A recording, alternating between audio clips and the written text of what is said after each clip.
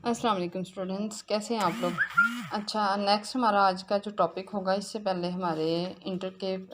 बाब नंबर 1 के आपके टॉपिक हो चुके हैं। 3 टॉपिक के ऊपर हम बात कर चुके हैं। आज हम बाब नंबर 1 के चौथे टॉपिक के ऊपर बात करेंगे, जिसका मौजू है इस्लाम के बुनियादी असूल। यानी चौथे तफसीली सवाल के ऊपर हम बात करेंगे, जिसका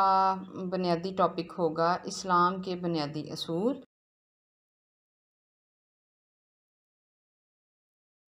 इक़्तिदार आला यानी इस्लाम, पीछे आपने पढ़ा कि नज़ीर पाकिस्तान क्या है। अब यहाँ पे इस क्वेश्चन के हवाले से हमारा कॉन्सेप्ट ये क्लियर होना चाहिए कि पाकिस्तान की बुनियाद रखने के पीछे नज़रियात क्या थे, यानी हम किस तरह की यहाँ पे इस्लामी रियासत कायम करना चाहते थे। हमारी अमली ज़िंदगियों से किस तरह की झलक नज़र आनी चाहिए और हमारे नज़रियात जो हैं वो किस चीज़ की अक्कासी करते हैं। ये तमाम चीज़ें हमारी अमली ज़िंदगियों से नज़र आनी चाहिए, तो उससे फिर हमें पता चले कि इस्लाम के जो बुनियादी असूल हैं, क्या वो इस्लाम की क्या में पाकिस्तान या पाकिस्तान की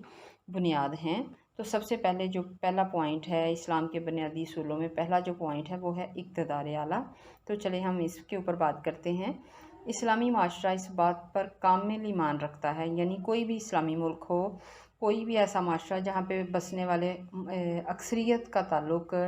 दीन इस्लाम से हो, वहाँ पे सबका ये ईमान है कि इस कायनात को अल्लाह ताला ने पैदा किया, यानी वो एक खुदा और रसूल आखिरी नबी मोहम्मद मुस्तफ़ा सल्लल्लाहु अलैहि वसल्लम के मानने वाले हैं। लेकिन आखिरी नबी से पहले जितने अम्बिया कराम हज़रत आदम से लेके आखिरी नबी तक आ चुके हैं, मुसलमान जो है उसका ईमान उन अम्बिया कराम के ऊपर भी है कि वो भी अल्लाह ताला की वहदानियत तौहीद का पैगाम लेकर आए।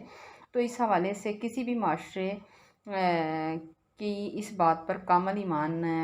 होता है, अगरचे वो मुसलमान है, कि इस कायनात को अल्लाह ताला ने पैदा किया और इस कायनात का पूरा हाकिम आला जो है वो अल्लाह ताला की ज़ात ही है। और दुनिया में रहते हुए माशरे के अंदर अगर आला से आला ओहदा अगर किसी इंसान को मिला हुआ है,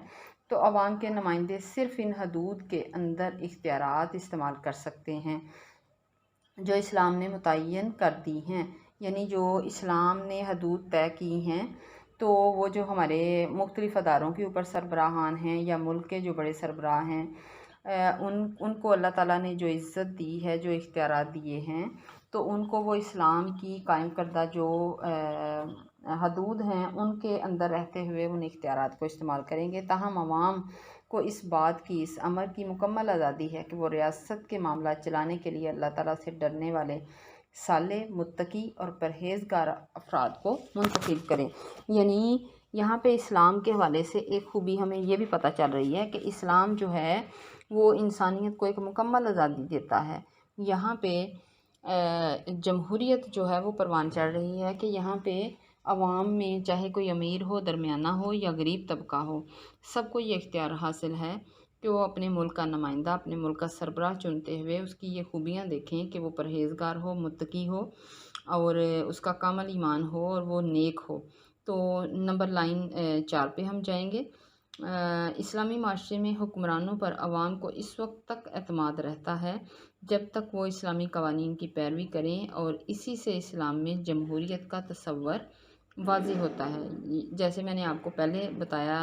लाइन नंबर 3 में कि अवाम को ये हक़ हासिल होता है। तो यहाँ पे जमहूरियत के तसव्वुर से मुराद यही है कि ऐसा माशरा, ऐसा मुल्क जहाँ पे रहने वाले अवाम जो हैं फ़ैसले करने में आज़ाद हों, अच्छे बुरे की तमीज़ में अपनी आवाज़ बुलंद करने में आज़ाद हों, अपनी आवाज़ बुलंद करने का हक़ रखते हों। तो दूसरे नंबर पे हमारा पॉइंट होगा अदल व इंसाफ़। यानी इस्लाम के बुनियादी असूल जो हैं कि अगर इस्लाम के मानने वाले किसी भी मुल्क के अंदर होंगे, तो वो मुल्क के अंदर अदल व इंसाफ़ जो है उसका बोलबाला करेंगे। यानी उसमें तबकाती कशमकश नहीं होगी, बल्कि उसको ख़त्म किया जाएगा। अमीर, दरमियाना या गरीब तबका जो है उसका फ़र्क नहीं रखा जाएगा, बल्कि हर कैटेगरी के साथ अदल व इंसाफ़ का मुज़ाहरा किया जाएगा। अब यहाँ पे एक छोटा सा आपका शॉर्ट क्वेश्चन बन सकता है और उसके अलावा आपका MCQs भी यहाँ पे बन सकता है। अदल के लफ्ज़ी मानी हैं सही चीज़ को सही जगह पर رکھنا، یعنی آپ کو شارٹ کویسچن بھی آ سکتا ہے، آپ کو MCQs بھی پوچھا جا سکتا ہے کہ عدل کے لفظی معنی کیا ہیں۔ تو اس چھوٹی سی ہاف لائن کو آپ نے انڈر لائن کرنا ہے۔ یہ قانون الہی کی اصل بنیاد ہے، یہاں تک آپ انڈر لائن اس کو کر لیں۔ کبھی بھی آپ کو کویسچن آ جائے، آپ کو MCQs آ جائے، تو یہاں پہ آپ یہ فرسٹ ہاف لائن جو ہے اس کو چوز کریں گے اور اس کے حوالے سے ہی آنسر کریں گے۔ آگے ہے، زندگی کا کوئی بھی پہلو جو ہے وہ عدل کے بغیر مکمل نہیں ہو سکتا، یعنی مختلف پہلو ہیں، اگر ہم اس میں عدل و انصاف کو چھوڑ دیں گے تو ہماری زندگی میں تضاد ہوگا، فتنہ فساد ہوگا، بد امنی اور بے چینی ہوگی۔ تو یہ عدل و انصاف ہی ہے جس کی بنا پر کوئی معاشرہ پرامن اور خوشحال ہو سکتا ہے۔ صرف عادلانہ نظام میں ہی افراد کے کردار جو ہیں اس کی تعمیر و تشکیل اور اجتماعی بہتری ممکن ہے۔ تو عدل و انصاف کے بغیر یہاں پہ یہ کہا جا رہا ہے کہ کوئی معاشرہ جو ہے وہ پرامن نہیں رہ سکتا اور بہتر طریقے سے پروان نہیں چڑھ سکتا۔ اس کی ایک بڑی خوبصورت مثال جو ہے وہ عدل کے حوالے سے اسلام عدل قائم کرنے پر زور دیتا ہے، اور قرآن مجید میں ارشاد ہے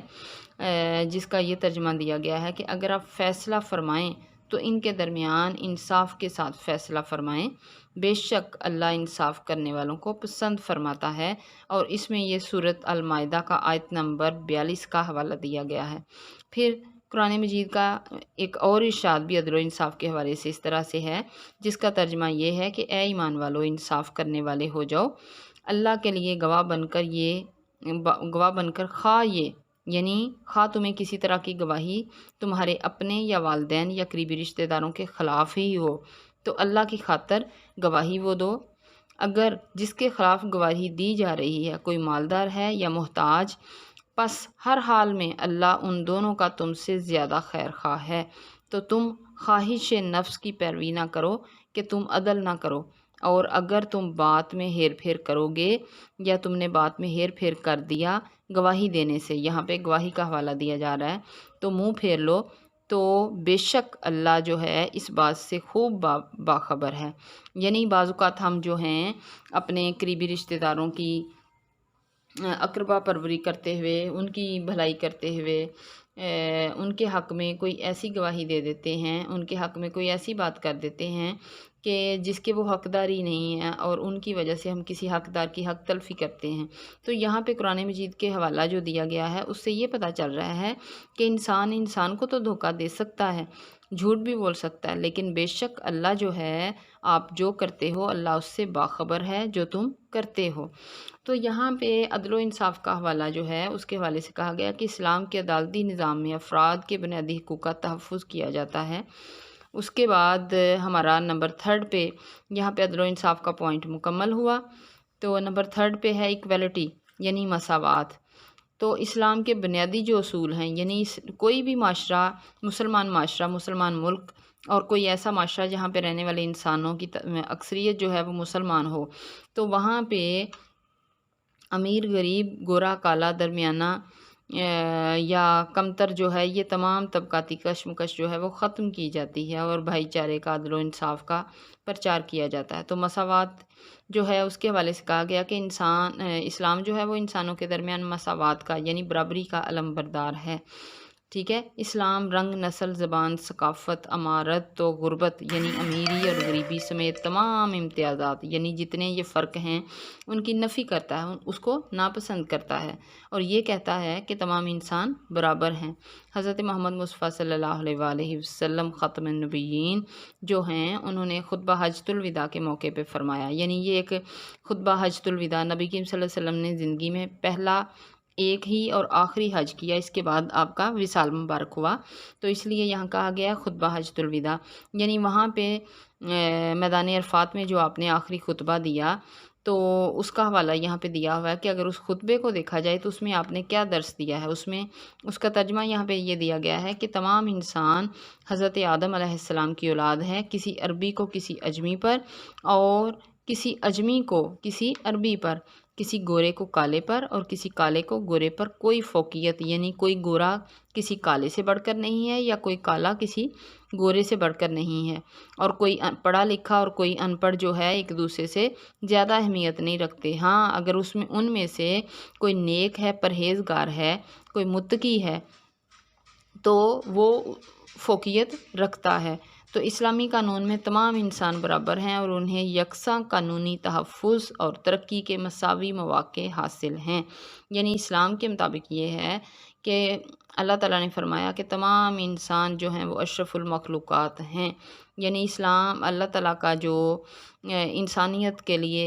ایک مقام انسانیت کو دیا گیا، اس میں یہ ہے کہ انسان اشرف المخلوقات ہیں۔ یعنی اللہ نے جتنی جملہ مخلوق پیدا کی،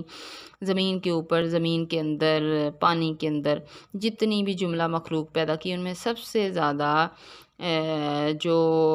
اشرف ہے، اعلیٰ مرتبہ رکھتی ہے، وہ انسان ہیں۔ اور انسانوں میں بھی جو بہتر ہیں اور اعلیٰ مقام پہ ہیں، وہ متقی ہوں، پرہیزگار ہوں، تو وہ کسی دوسرے انسان سے بہتر ہیں۔ لیکن گورے کالے کی، امیر غریب کی، کمتر کی، اس طرح کی کسی تقسیم کو بھی اسلام جو ہے وہ پسند نہیں کرتا۔ جہاں پہ اسلام کے بنیادی اصولوں میں عدل و انصاف ہے، مساوات ہے، تو وہاں پہ اسلام جو ہے وہ آپس میں رواداری اور بھائی چارے کا درس دیتا ہے۔ اخوت کے معنی کیا ہیں؟ یہ چھوٹی سی ہاف لائن ہے، ڈیفینیشن کے طور پہ ہے، اس کو انڈر لائن آپ کر لیں۔ آپ کو MCQs بھی کبھی بنا کے پوچھا جا سکتا ہے، آپ کو شارٹ کویسچن بھی پوچھا جا سکتا ہے۔ اخوت کے معنی بھائی چارے کے ہیں، اور اس کا حوالہ قرآن مجید کے حوالے سے دیا گیا ہے۔ قرآن مجید میں ارشاد ہے کہ بے شک سب اہل ایمان آپس میں بھائی بھائی ہیں، اور آگے سورۃ الحجرات آیت نمبر 10 کا حوالہ دیا گیا ہے یہاں پہ، جس کا ترجمہ میں نے پہلے پڑھا۔ تو یہ سورۃ الحجرات آیت نمبر 10 کے حوالے سے ہے کہ بے شک سب مسلمان آپس میں بھائی بھائی ہیں، یا بے شک سب اہل ایمان آپس میں بھائی بھائی ہیں۔ سیکنڈ لائن میں ہم آئیں گے، اخوت کا اصول اسلامی معاشرے کا ایک اہم پہلو ہے۔ بھائی بھائی ہونے کی حیثیت سے ایک دوسرے کے دکھ سکھ اور خوشی اور غم میں برابر کے شریک ہوتے ہیں۔ یعنی مسلمان جو ہے وہ چاہے ایک ماں باپ سے آپ سارے لوگ نہیں جنے ہوئے، ایک ہی گھر سے، ایک ہی خاندان، ایک ہی نسل سے نہیں ہیں، لیکن مذہب جو آپ کو ایک تعلق سے، ایک رشتے سے جوڑتا ہے، تو وہاں پہ آپ آپس میں بھائی بھائی ہیں۔ اخوت یعنی مل جل کر رہنا، بھائی چارے سے رہنا، خوشی اور غم میں ایک دوسرے کے ساتھ برابر کا شریک ہونا، تو اس حوالے سے ہم آپس میں بھائی بھائی ہیں۔ اخوت اور بھائی چارے کا احساس محبت، باہمی تعاون اور قربانی کے جذبات کو ابھارتا ہے۔ یعنی اگر ہم ایک دوسرے کے ساتھ بھائی بھائی کا رشتہ جو ہے، مل جل کر رہنے کا جو رشتہ ہے، پروان چڑھائیں گے، تو اس سے آپس میں باہمی تعاون پیدا ہوگا، اور ایک دوسرے کے لیے کبھی بھی مشکل وقت میں قربانی کے جذبات کو ہم ایک دوسرے کے لیے ابھارتے ہیں اور اس کو آگے فروغ دیتے ہیں۔ تو اخوت جو ہے یہ ہمیں درس دیتی ہے کہ ایک دوسرے کے لیے قربانی کے جذبات کو پیدا کریں اور اس کو مزید آگے بڑھائیں۔ اس کے علاوہ آگے بیان کیا گیا کہ ہمارے پیارے نبی کریم صلی اللہ علیہ وسلم جو ہیں خاتم النبیین صلی اللہ علیہ وسلم نے فرمایا، یعنی یہ حدیث ہے آگے جس میں مسلمان کا بھائی ہے، یہ حوالہ دیا گیا ہے، اور یہ آگے صحیح بخاری حدیث نمبر 2442 کا حوالہ دیا گیا ہے۔ ایک اور موقع پر آپ صلی اللہ علیہ وآلہ وسلم نے فرمایا کہ مسلمان کا مسلمان کے ساتھ تعلق کیا ہے، اس کا حوالہ آپ صلی اللہ علیہ وسلم کی حدیث سے دیا گیا ہے، جس کو اس طرح بیان کیا گیا ہے کہ آپس میں کینہ نہ رکھے، مسلمان کے ساتھ آپس میں کینہ نہ رکھے، حسد نہ کرے، ایک دوسرے سے منہ نہ پھیرے، اور سب بھائی بھائی بن جاؤ۔ یعنی کسی بھی مشکل وقت میں ایک دوسرے کو پیٹھ نہ دکھائیں، اور کسی بھی مسئلے کی وجہ سے ہم بعض اوقات ایک دوسرے کے ساتھ غصہ اور نفرت میں اتنا آگے چلے جاتے ہیں کہ دل سے کسی کا برا چاہنا شروع کر دیتے ہیں، نفرت کی اتنی حد تک پہنچ جاتے ہیں، حسد کی اتنی حد تک پہنچ جاتے ہیں کہ اس کے لیے اچھا نہیں سوچتے، تو یہ کینہ ہوتا ہے۔ مختصر یہ ہے کہ ایک مسلمان کو دوسرے مسلمان بھائی سے کسی قسم کی کدورت، یعنی یہاں پہ یہ لفظ کدورت جو ہے یہ نفرت کے لیے بولا گیا ہے، مسلمان کے لیے کسی طرح کی نفرت نہیں رکھتا، اور نہ ہی رکھنی چاہیے، اور نہ ہی حسد کرنا چاہیے۔ مسلمان تو مسلمان ہیں، اسلام تو غیر مسلموں کے خلاف بھی سازش کرنے اور ان کے بارے میں برے خیالات رکھنے کی اجازت نہیں دیتا۔ یعنی یہ اسلام کا درس ہے کہ وہ مسلمان تو بھائی بھائی ہیں، لیکن کسی غیر مسلم کے بارے میں بھی برا سوچنے سے اسلام جو ہے وہ منع کرتا ہے۔ آگے ہمارا اگلا پوائنٹ آ رہا ہے رواداری، یعنی ٹالرنس۔ یہاں پہ آپ کو شارٹ کویسچن پوچھا جا سکتا ہے کہ رواداری سے کیا مراد ہے؟ تو رواداری اور برداشت اسلام کی نظر میں نہایت ہی عظیم نیکیاں ہیں جو انسان کو مشکل اور دشواری سے بچاتی ہیں۔ یعنی بعض اوقات آپ کو کسی بات کہ برداشت کرنے میں اتنی دقت ہوتی ہے کہ بہت غصہ آ جاتا ہے، غصے کو برداشت نہیں کرتے، اور برداشت نہ کرتے ہوئے کسی تھوڑی سی بات پہ معاملہ اتنا بڑھ جاتا ہے کہ مسئلہ اتنا زیادہ نہیں ہوتا اور انسان اپنے لیے بہت زیادہ مشکلات اور پریشانیاں اپنے ساتھ ساتھ دوسرے کے لیے بھی بنا لیتا ہے۔ تو یہاں پہ یہ ہے کہ اگر کسی بات پہ، کسی مسئلے پہ آپ کو غصہ آ جاتا ہے اور غصے کو برداشت کیا جائے تو ہو سکتا ہے معاملہ جو ہے وہ بڑھنے کی بجائے وہیں پہ ختم ہو جائے، تو دشواری اور مشکل سے آپ بچ سکتے ہیں۔ دوسروں کے لیے رواداری کے ذریعے پیار محبت جو ہے وہ پیدا ہوتا ہے۔ لوگوں کے درمیان سماجی تعلقات قائم کرنے کا بہترین ذریعہ یہ ہے کہ دوسروں کی غلطیوں کو نظر انداز کیا جائے، اور رواداری یہ بھی ہے۔ اب ہم آ جاتے ہیں تھرڈ لائن پہ، باہمی جھگڑوں سے بچنے کے لیے رواداری جو ہے وہ بہترین ذریعہ ہے، اس کی وجہ سے اخوت اور امن کا ماحول فروغ پاتا ہے۔ یہاں پہ آپ یہ دیکھیں، یہ پہلی 3 سے 4 لائنیں، یعنی یہ پورا پیراگراف جو ہے وہ رواداری کی ڈیفینیشن میں آ جائے گا۔ اور جب ہم جائیں گے چوتھی لائن پہ، لائن نمبر 4 کی لاسٹ ہاف پہ جب ہم جائیں گے، سیکنڈ ہاف پہ، تو جہاں لکھا ہوا ہے اس کی وجہ سے اخوت اور امن کا ماحول فروغ پاتا ہے، یعنی آپ کو ریڈنگ کا کویسچن اسی پیراگراف کے اندر سے اس طرح بنا کے پوچھا جا سکتا ہے کہ رواداری سے ہمیں کیا کیا فائدے ملتے ہیں۔ تو آپ اس طرح لکھ سکتے ہیں کہ رواداری کا مظاہرہ کر کے ہم باہمی جھگڑوں سے بچ سکتے ہیں، بہت سارے مسائل اور مشکلات کو بڑھانے کی بجائے ان کو کم کر سکتے ہیں۔ رواداری کی وجہ سے اخوت اور امن کا ماحول پیدا ہوتا ہے اور انسانی رشتے جو ہیں وہ مضبوط ہوتے ہیں۔ تو یہ ایک طرح کا ریڈنگ کا کویسچن کل کو آپ کو بنا کے، یعنی رواداری سے کیا مراد ہے یہ ایک علیحدہ سوال بن سکتا ہے، رواداری سے کیا فائدے ملتے ہیں یہ ایک علیحدہ سوال بن سکتا ہے۔ تو لاسٹ لائن پہ ہم آئیں گے، حضرت محمد مصطفیٰ صلی اللہ علیہ وسلم خاتم النبیین نے اپنے قول و فعل سے، یعنی جو انہوں نے اپنے عمل سے کر کے دکھایا اور جو انہوں نے کہا اس سے رواداری کا درس دیا ہے۔ تو آگے قرآن مجید کا حوالہ دیا ہوا ہے کہ اللہ تعالیٰ نے قرآن حکیم میں فرمایا، جس کا ترجمہ یہ نیچے دیا ہوا ہے کہ دین میں کوئی زبردستی نہیں، بے شک ہدایت گمراہی سے خوب واضح ہو چکی ہے۔ سورۃ البقرہ آیت نمبر 256 کا حوالہ یہاں پہ دیا ہوا ہے، ٹھیک ہے۔ اور یہ آپشنل ہے، آگے یہ جو ترجمہ قرآن مجید کا دیا ہوا ہے رواداری کے پیراگراف میں، یہ آپشنل ہے۔ آپ ایک شارٹ کویسچن میں اتنی لمبی چوڑی ڈیٹیل اپنی مرضی سے قرآن مجید کے ترجمے کے حوالے سے دینا چاہیں تو آپ کی مرضی ہے، ورنہ رواداری سے کیا مراد ہے، پہلی 4 لائنوں کا جو چھوٹا سا پیراگراف ہے یہاں تک یہ شارٹ کویسچن بنتا ہے، کیونکہ جب آپ قرآن مجید کا حوالہ دیتے ہیں تو پھر اس میں کسی طرح کی غلطی نہیں ہونی چاہیے، یہاں پہ بہت محتاط ہو کے ایسی چیزیں لکھنی پڑتی ہیں۔ بہتر یہی ہے کہ آپ ترجمے سے اوپر والا جو پیراگراف ہے رواداری کی ڈیفینیشن میں صرف وہاں تک لکھیں۔ تو کبھی لانگ کویسچن آ جائے تو پھر ظاہر ہے آپ نے اگر قرآن مجید کے ترجمے کا حوالہ دینا ہے تو اگر آپ کو ایگزیکٹ ٹھیک سے لرننگ آپ کی اچھی ہے، آپ کو یاد ہے تو پھر لکھیں، ورنہ قرآن مجید کا ترجمہ لکھتے ہوئے اگر آپ کو کوئی شک ہے، ڈاؤٹ میں ہیں آپ کہ آپ کو ٹھیک سے یاد نہیں، تو غلط لکھ کے بیڈ امپریشن ڈالنے سے بہتر ہے کہ آپ اتنی چیز کو نہ لکھیں، یعنی پیراگراف کو شارٹ کر دیں۔ یہ رواداری کا ایک سنہری اصول ہے، آگے بیان کیا گیا کہ رواداری کا ایک سنہری اصول ہے کہ اسلامی معاشرے میں غیر مسلموں کے جائز حقوق کا احترام کیا جاتا ہے اور انہیں مکمل تحفظ فراہم کیا جاتا ہے۔ اب اسٹوڈنٹس آپ یہی دیکھ لیں کہ پاکستان ہے تو پاکستان کے اندر اکثریت جو تعداد ہے وہ مذہب اسلام سے تعلق رکھنے والے لوگوں کی، یعنی ہم مسلمانوں کی ہے، لیکن ایسا نہیں ہے کہ صرف مسلمان ہی یہاں پہ رہتے ہیں، یہاں پہ ہندو، مسلم، سکھ، عیسائی ہیں، اور رواداری کی مثال آپ کے سامنے ہے کہ یہاں پہ جتنے غیر مسلم ہیں اسلام ان کو بھی ہر طرح کے تحفظ فراہم کرنے کا درس دیتا ہے، اور یہاں پہ ایسا ہی ہے کیونکہ ہم ایک مسلم کنٹری سے تعلق رکھتے ہیں،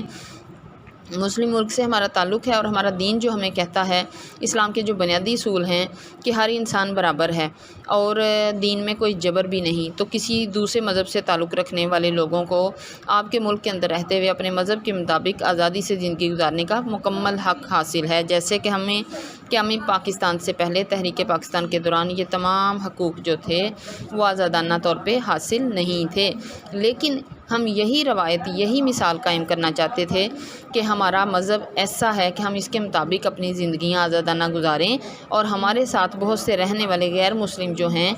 ہمارا ملک، ہمارا جو مذہب ہے وہ ہمیں اجازت دیتا ہے کہ وہ لوگ جو ہیں اپنے مذہب کے مطابق آزادانہ زندگی گزاریں، اور ہم ایک دوسرے کے خیالات اور نظریات کو دوسروں پر مسلط کرتے ہیں اور دوسروں کے جذبات مجروح کرتے ہیں، جبکہ اسلام جو ہے وہ ایسی اجازت بالکل نہیں دیتا، جذبات مجروح کرتے ہیں، یعنی کسی کے جذبات کو ٹھیس پہنچانا اور کسی کے احساسات، جذبات اور خیالات کا خیال رکھنے کی بجائے اپنے خیالات اس کے اوپر مسلط کرنا۔ تو اسلام ایسی چیزوں کی ہرگز اجازت نہیں دیتا۔ یہاں پہ ہمارا لاسٹ پوائنٹ ختم ہوا۔ اسی لانگ کویسچن کے لاسٹ پہ کنکلوڈ اس کو اس طرح کیا گیا ہے کہ اسلامی اصولوں کے عوامی اخلاق پر اثرات کیا ہیں، یعنی ہمارے جو اسلامی اصول ہیں اس کا impact of Islamic principles on public morality, یعنی انسانی اخلاق کے اوپر، عوام کے اخلاق کے اوپر کیا اثرات ہیں ان اصولوں کے۔ تو اسلامی اصول جن کا اوپر ہم ذکر کر چکے ہیں، پاکستان میں عوام اخلاق پر مثبت طور، پاکستانی عوام جو ہے اس کے اخلاق پر مثبت طور پر اثر انداز ہوتے ہیں۔ یہی اسلامی اصول لوگوں کو عدل و انصاف پر قائم رہنے پر ہم یہ اصول جو ہیں وہ راغب کرتے ہیں، اور اسلامی اصولوں کو اپنانے اور اس سے اپنانے سے جو ہماری سماجی تفریق ہے وہ ختم ہو جاتی ہے۔ سماجی تفریق سے مراد بچوں یہاں پہ یہ ہے کہ جیسے فلاں بہت امیر ہے، فلاں درمیانے درجے کا امیر ہے، فلاں بہت غریب ہے، تو یہ کیٹیگریز معاشرتی لحاظ سے بنی ہوئی ہے، لیکن ہم مذہب اسلام کے ماننے والے جو ہیں، ہمارے یہ اسلامی اصول ہمیں یہ سمجھاتے ہیں، بظاہر میں یہ نظر آ رہا ہے، ہمیں بھی پتہ ہے فلاں بہت امیر ہے، فلاں درمیانے درجے کا ہے، فلاں غریب ہے، لیکن تمام انسان، اسلام پھر کہتا ہے رواداری، تمام انسان آپس میں برابر ہیں، تمام انسان آپس میں، مسلمان جو ہیں وہ آپس میں بھائی بھائی ہیں۔ تو یہ اسلامی اصول جو ہیں وہ ہمیں ہر طرح کی تفریق ختم کرنے کا درس دیتے ہیں، اور لوگوں میں مل جل کر رہنے کا طریقہ اس سے پیدا ہوتا ہے۔ یہی اسلامی اصول جو ہیں ہمیں آپس میں باہمی سلوک اتفاق سے سماجی تعلقات قائم کرنے کا درس دیتے ہیں، یعنی سماجی تعلقات سے مراد معاشرے کے اندر رہنے والے لوگوں کو آپس میں مل جل کر سب کے ساتھ اچھے تعلقات بنانے کا درس دیتے ہیں۔ اس طرح سے ان اسلامی اصولوں کا ہمارے اوپر یہ اثر پڑتا ہے کہ اخوت اور امن و امان کا ماحول فروغ پاتا ہے۔ یہاں پہ ہمارا یہ لانگ کویسچن اسلام کے بنیادی اصول جو ہیں وہ مکمل ہوا۔ تو اگلا ہمارا انشاءاللہ نیا ٹاپک جو ہوگا وہ ہوگا اسلامی فلاحی ریاست کی تعریف اور فرائض، یعنی جو اسلامی ریاست ہے اس کی تعریف کیا ہوگی اور اسلامی ریاست کے فرائض کیا ہوتے ہیں۔ اس نئے ٹاپک کے ساتھ ہم دوبارہ ملیں گے، تب تک کے لیے اللہ حافظ۔ اور اس ٹاپک کو آپ سنیے گا، اس میں اپنے ویوز آپ مجھے کیا دیں گے، کیا کامنٹس دیں گے، آپ کو جو بہتر لگے مجھے بتائیے گا۔ پھر نئی ویڈیو کے ساتھ پھر سے حاضر ہوں گے، تو تب تک کے لیے اللہ حافظ۔